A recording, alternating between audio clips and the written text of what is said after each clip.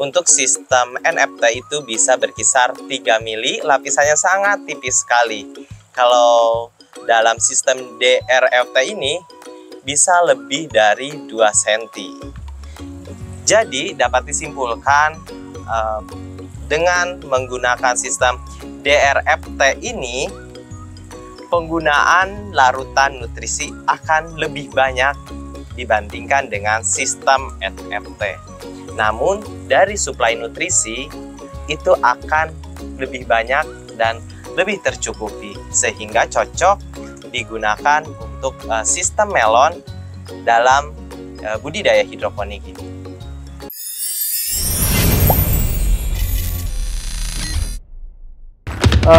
Jumlah air yang dibutuhkan bisa selain depopon, jeruk petok yang mana rata-rata sih banyak. Halo sahabat Mutiara, kembali lagi dengan saya Trisno Iman Hendrawan. Kali ini saya sudah berada di PT Lentera Agropedia Nusantara, Yogyakarta. Di belakang saya ini ada greenhouse tipe hybrid, yaitu dalam greenhouse ini ada 2 tipe sistem hidroponik dan ada 2 tanaman yang ditanam, yaitu NFT untuk sayuran dan drip irrigation untuk hidroponik melonnya. Namun untuk konten tersebut sudah kita ulas pada konten sebelumnya. Kali ini kita akan mengulas hidroponik dengan sistem yang lainnya. Penasaran? Simak videonya sampai selesai yuk!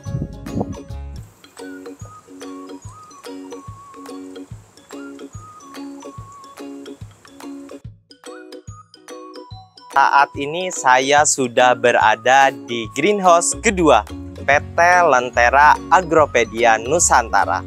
Pada greenhouse sebelumnya kita lihat ada greenhouse hybrid, yaitu greenhouse yang menerapkan 2 sistem, yaitu sistem NFT untuk tanaman sayurnya dan sistem drip irrigation untuk budidaya melonnya. Pada greenhouse kedua ini kita lihat juga ada budidaya melon sweet honey ya sahabat Mutiara. Tapi ada yang berbeda dalam greenhouse-nya. Pada greenhouse kedua ini hanya ada 1 sistem dan ada 1 tanaman yang ditanam di sini, yaitu tanaman melon. Sekilas memang dalam sistem budidaya yang dilakukan di greenhouse kedua PT Lentera Agropedia Nusantara ini hampir mirip dengan sistem NFT yang dilakukan pada tanaman sayuran. Namun ada yang berbeda dalam teknik menggantung akarnya, kemudian dari lapisan nutrisinya. Sahabat Mutiara sudah pernah mencoba sistem ini? Atau sudah tahu belum apa nama dari sistem ini?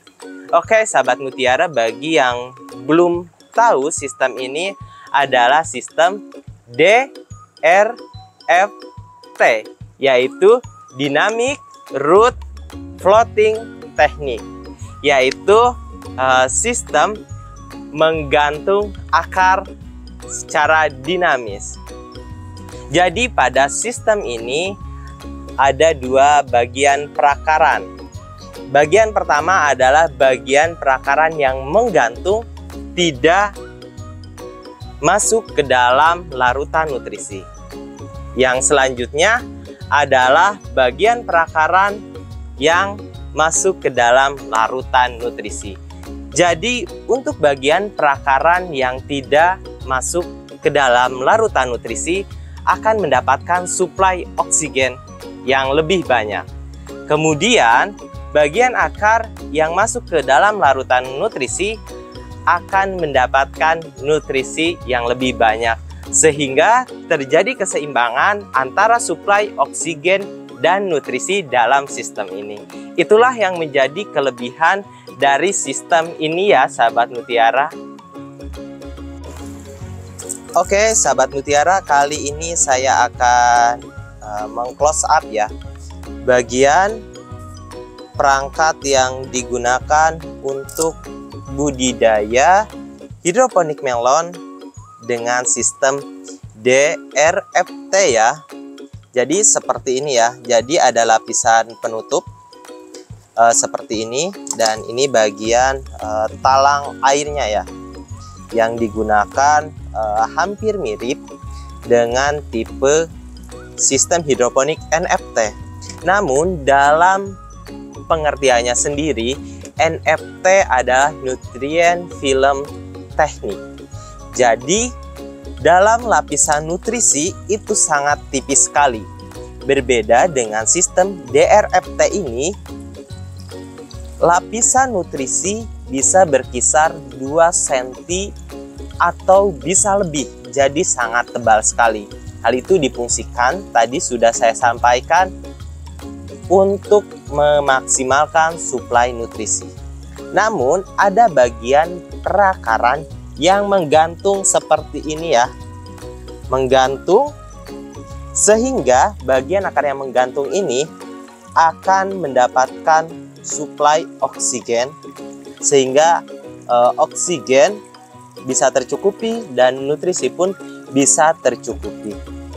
Nah, akhirnya seperti ini sahabat mutiara, perangkat atau alat yang digunakan untuk mengalirkan nutrisi dalam sistem hidroponik DRFT ini, yaitu menggunakan guli lebar dengan lebar 27 cm dengan tinggi 5 cm. Guli lebar ini memiliki kelebihan, yaitu dengan kapasitas ukuran yang besar. Hal ini juga menunjang untuk kapasitas larutan nutrisi yang lebih banyak mengalir di setiap bagiannya, sehingga suplai nutrisi yang akan didapatkan oleh tanaman itu juga akan lebih optimal. Nah, untuk ppm yang digunakan dalam sistem budidaya hidroponik ini yaitu berkisar antara 500 sampai 1400 ppm. Hal ini disesuaikan dengan fase di mana tanaman vegetatif akan dengan ppm rendah, kemudian menjelang fase generatif ppm-nya tentunya akan ditingkatkan hingga 1400. Namun untuk menjelang pematangan atau waktu panen, ppm dari hidroponik sistem ini diturunkan, yaitu di kisaran 1000 ppm. Untuk melon sweet honey ini sendiri dipanen di umur 65 hari setelah tanam.